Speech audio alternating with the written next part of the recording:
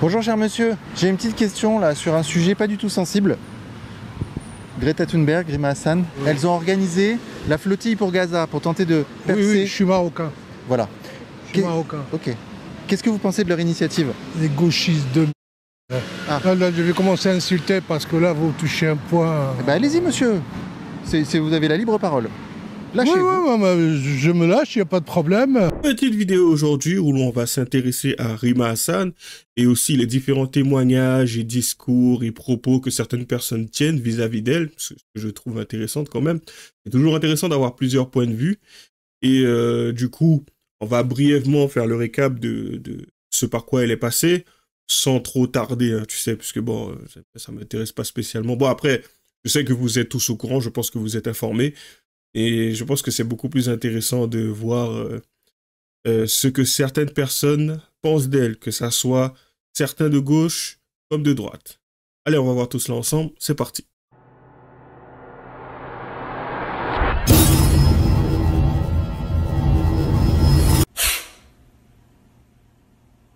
Allez, on commence sans plus tarder, c'est parti.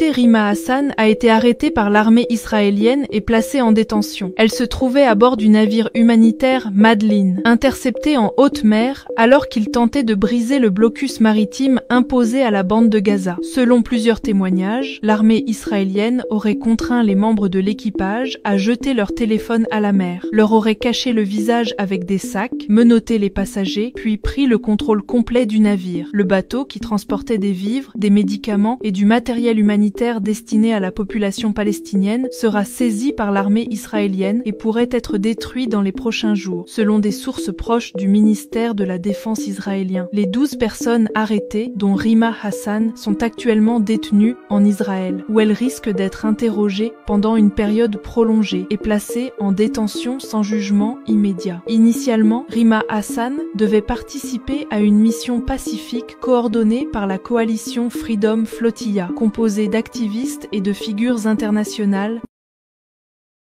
Je regardais, mais je t'avoue, ça m'a limite donné envie de dormir. Je me suis dit, oh, à l'instant là, franchement, je me suis dit, c'est à ce point-là que je m'intéresse à ce qui se passe dans sa vie.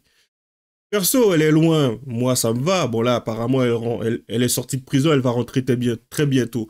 Elle parlera à travers un micro ce soir à 21h. Mais perso, elle peut rester là-bas. Hein. Mais bon, elle restera jamais, tu le sais. Allez, on poursuit. Rima Hassan se victimise et Jean-Luc Mélenchon assure le service de propagande avec la meute de la France Insoumise qui a le doigt sur la couture. Allez, c'est parti. Écoute, nous sommes, je t'ai dit, très fiers de toi. Et la consigne a été passée que tout le monde assure la plus grande propagande, fasse connaître tout ce que tu fais. Hein. Nous sommes... il ne faut pas se tromper sur l'ordre des choses.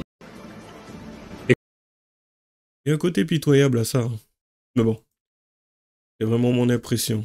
Et oui, il ne faut pas oublier la fameuse Thunberg, la jeune fille de 21 ans, la suédoise, qui est partie faire je ne sais quoi et qui parlait de kidnapping et qui en fin de compte s'est retrouvée tranquille dans l'avion. Le seul moment où tu l'as vue, c'est lorsqu'elle était à l'aéroport menottée. Sait-on jamais, tu sais, au cas où si elle s'enfuit. Hein. Donc quand tu es kidnappé, il faut bien qu'on te tienne jusqu'à ce que tu retournes en Suède. Allez. My name is Greta Thunberg and I am from Sweden. If you see this video, we have been intercepted and kidnapped in international waters by the Israeli occupational forces or forces that support Israel. Oui, effectivement, tu as été kidnappé et intercepté par les forces israéliennes, bien sûr. Oui, c'est pas toi qui as décidé d'aller à un endroit où t'étais pas censé être. Bon, effectivement, non. Toute cette partie-là, on l'occulte. Mais ouais, j'étais tranquille là et tout, sur un bateau, une embarcation... tout à fait normal, et puis des mecs sont venus et tout, méchants, vils, ils nous ont regardé et tout, ça se sentait qu'ils voulaient nous sauter dessus, ils voulaient me prendre et tout, mais on s'est pas laissé faire, mais malheureusement, nous nous sommes fait kidnapper, intercepter, donc du coup, tu sais, on a fait une petite vidéo parce qu'on le savait que ça allait venir au cas où, c'était sérieux. I urge all my friends, family and Ah, c'est bon, on poursuit, il me casse les pieds, des bêtises. Ils sont sains et saufs.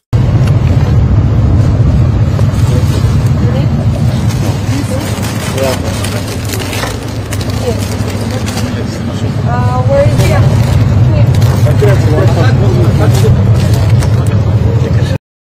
Je sais pas pourquoi elle en veut pas. T'as cru quoi, qu'il y avait du poison?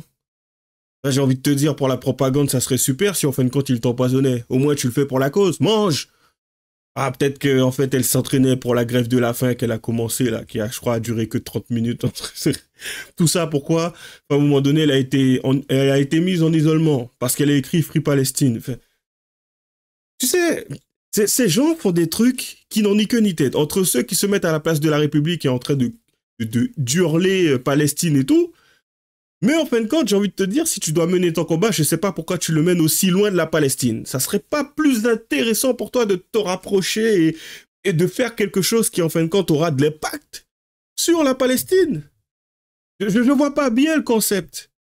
Imagine quelqu'un qui veut construire sa maison et en fait, la maison, le terrain se trouve à plus de 20 km. Comment tu fais pour construire ta maison? Il y a 20 km qui te séparent du terrain. Ça n'a aucun sens. Ouais, je veux construire cette maison et tout. J'y crois et tout. Je veux qu'on me laisse aller la construire. Vas-y, va la construire. Tu es libre d'y aller. Ouais, mais non. Non. Ça n'a aucun sens.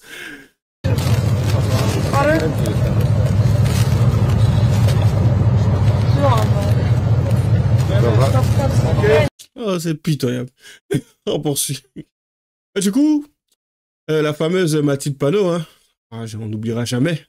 Allez, c'est parti. J'appelle solennellement à Emmanuel Macron, nous voulons être reçus immédiatement pour faire en sorte que la France agisse à la hauteur du moment historique que nous sommes en train de vivre. Nous venons de poser une question au gouvernement avec une réponse du Premier ministre qui a été absolument lamentable et en dessous de tout. Je veux dire très solennellement à vous, journalistes, et à toutes celles et ceux qui nous écoutent, réveillez-vous. Réveillez-vous, il y a 8 personnes qui sont détenues de manière illégale par un État étranger, dirigé par un homme qui est poursuivi par un mandat d'arrêt de la Cour pénale internationale. Réveillez-vous, il y a un de vos confrères journalistes qui est aujourd'hui détenu illégalement, qui ont été arrêtés illégalement dans les eaux internationales, là où Israël n'avait pas le droit d'aller, et qui sont maintenant soumis à un chantage de signer un document pour dire qu'ils seraient rentrés illégalement dans les eaux et j'appelle solennellement à Emmanuel Macron, nous voulons être reçus immédiatement pour faire en sorte... Ah, ça a repris. J'ai l'éternelle question qui reviendra systématiquement sur la table. Qui vous a envoyé? Je sais même pas pourquoi ceux qui ont un pouvoir dessus prennent le temps de vous écouter, prennent le temps de vous accorder un minimum d'intérêt. À la rigueur, Netanyahou, c'est allez les récupérer, foutez-les dans le cachot, dans la geôle, et puis on s'en préoccupera après. Je vais discuter avec le président, et puis on va s'arranger, ils vont rester avec nous 2 semaines, comme ça va leur donner un peu de répit, et puis on les enverra là-bas après. Quand bien même ils font tout leur petit casting ou propagande ou autre, peu importe, de toutes les façons, que ça dure 1 jour, que ça dure 2 jours, que ça dure 2 semaines ou 3 semaines, ils vont toujours dramatiser. Donc, autant les garder aussi longtemps qu'ils le peuvent. Ça change rien. De toute façon, ils vont rentrer un jour ou l'autre. Comme ça, au moins, ça aura du sens, sa grève de la faim. Bon, après, c'est vrai que personne n'avait prévu qu'elle le fasse non plus. Faut le savoir, ça aussi. Voilà, je pense qu'elle a improvisé sur le coup. Donc, voilà. Alors, on poursuit. Du coup, le président, ce fameux président, hein, qui à ce moment-là, je crois, j'étais même pas au courant qu'il devait passer à la télé, le mec. Tout ce que j'ai vu, c'est qu'apparemment, il y avait 1,5 million de téléspectateurs qui le regardaient. C'est quand même pauvre parce que en 2020, le mec, il avait 25 millions de personnes qui le regardaient. Comme quoi, j'ai envie de te dire, hein, aujourd'hui, c'est quand même dommage. C'est un feuilleton qui plaisait bien à l'époque. Aujourd'hui, il est démodé. On a certains qui ont compris qu'à un moment donné, quand quelque chose est démodé, il faut changer. Il faut changer de programme. Il faut se renouveler, voire faire autre chose, le remplacer. Mais nous, Français, on ne semble pas l'avoir compris. Donc, du coup, on prend notre mal en patience maintenant et on attend 2027 pour voir si, en fin de compte, certains feraient un choix qui irait dans le sens, encore une fois, de ce mec. Bon, enfin, on va l'écouter. Évidemment, passer tous les messages pour que la protection soit assurée à l'égard de nos ressortissants, que la protection consulaire à laquelle ils ont droit soit assurée et qu'au plus vite, dès qu'ils auront eux-mêmes signé les autorisations, ils puissent retrouver le sol français. Ensuite et surtout, la France appelle à un cessez-le-feu au plus vite et à la levée du blocus humanitaire. Le scandale, l'inacceptable qui se joue à Gaza, c'est cela. Et c'est ce qui, depuis début mars, est une honte. Une honte. parle d'enfants, on parle de personnes aujourd'hui dans une situation très grave, on parle de personnes âgées qui sont en train de mourir chaque jour à cause de ce blocus et à cause du fait que le cessez-le-feu n'est pas signé. Je répète, j'en ai strictement rien à cirer de ce qui se passe en Palestine. J'ai fait une vidéo sur Nasdaq. J'ai fait une vidéo sur l'aide sociale à l'enfance. J'ai l'impression que tout ce qui est en lien avec les enfants ou autres et les difficultés qu'ils rencontrent, surtout ici, hein, que ce soit les enfants placés en foyer ou autres dans des familles d'accueil et avec qui justement il se passe quelque chose, des choses quand même assez dramatiques comme les violences sexuelles et ce genre de choses, tout ça semble ne pas prendre ou ne pas avoir d'intérêt, ne pas susciter d'intérêt, excusez-moi. Et en fin de compte, ça ne passe pas beaucoup. Par contre, tu sais, par rapport à ce qui se passe ici, quand on vient me casser les pieds, les oreilles avec, ouais, des trucs à pas les... Je prends rien à foutre. Il se passe des trucs ici en France. Et tu viens me pondre des trucs qui se passent ailleurs. Vas-y, 2027, bouge. C'est tout ce que j'ai envie de dire. Merci à l'excellente Sarah Tinafo de dire la vérité sur l'ANAC Rima. C'est parti. Ensuite, il faut quand même rappeler qui elle est. C'est une femme qui a été convoquée pour apologie du terrorisme. C'est une femme qui dit que l'action du Hamas est une action légitime. Comme ça, elle répond oui à cette question. C'est une femme que moi je trouve d'une particulière ingratitude. Parce qu'elle nous raconte qu'elle est née dans un camp de réfugiés en Syrie. Il faut quand même se dire qu'il y a 57 pays musulmans dans le monde. Et c'est la France qui l'a accueillie. Et c'est la France qui a accueilli sa famille. Et comment elle remercie la France d'avoir été le seul pays à l'accueillir? En crachant sur la France tous les jours. En disant ce que fait Israël aujourd'hui en Palestine, c'est exactement ce que la France avait fait en Algérie, typiquement. Mais si elle admire autant l'Algérie, pourquoi elle n'a pas demandé l'asile en Algérie, en fait? Donc aujourd'hui, la question qu'on se pose, c'est comment est-ce qu'on peut être sur une liste aux élections européennes, se présenter devant les Français et tenir des discours à ce point méprisants vis-à-vis du pays qui l'a accueilli? Ça veut dire qu'à partir du moment où tu es élu député européen, tu es protégé. Tu peux venir faire caca, parce que je pense que ça passera mieux de dire ça comme ça, sur l'Union européenne. Je sais pas, tu disposes de quoi? D'une immunité parlementaire. Du coup, même là-bas, ils peuvent pas t'exclure ou... ça, je comprends pas. Bref, t'inquiète, il y a des choses qui me dépassent. Du coup, Julien Audoul a dit quelque chose que j'ai trouvé extrêmement pertinent. Après, ce n'est pas une nouvelle, mais c'est toujours intéressant et captivant de l'entendre aux infos. Allez, c'est parti. Subir,